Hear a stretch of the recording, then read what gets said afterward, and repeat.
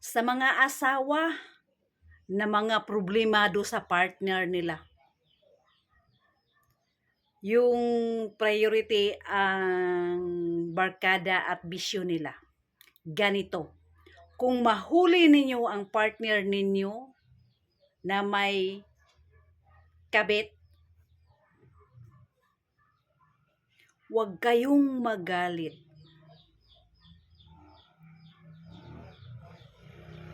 Ingat ka lang. Ingatan mo puso mo, day. Maraming lalaki kung gugustuhin. Pag mahuli mo ang asawa mo na may kabit, ganito, sabihin mo sa asawa mo, sabihin mo sa kabit niya, punong-puno na ako sa sayo na yan. Ikaw na naman magkakaproblema. Ganun, wag mong ipakita na maluluka ka.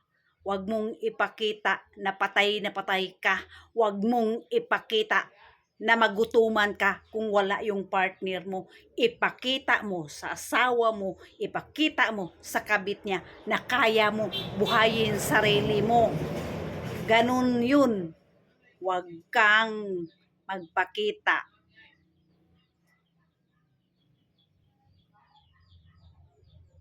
na masisiraan ka kung wala siya.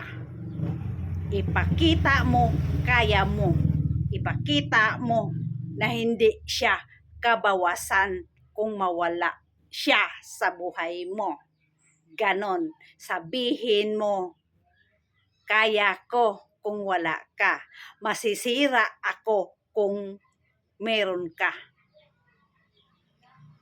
Ipakita mo sa kabit niya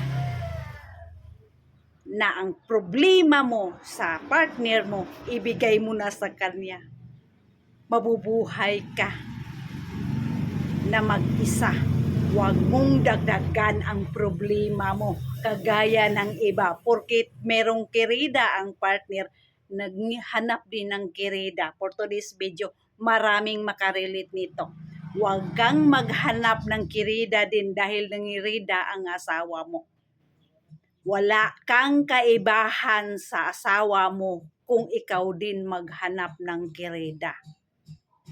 For today's video, i-share ninyo kung may napulutan kayo ng aral, kung hindi ninyo nagustuhan ang sinasabi ko. Dahil ako, kung mahuli ko ang partner ko, pasasalamatan ko yung kabit niya dahil yung tinik na ibinigay ng partner ko, makukuha na at mabigay na sa kirida niya. Peace out.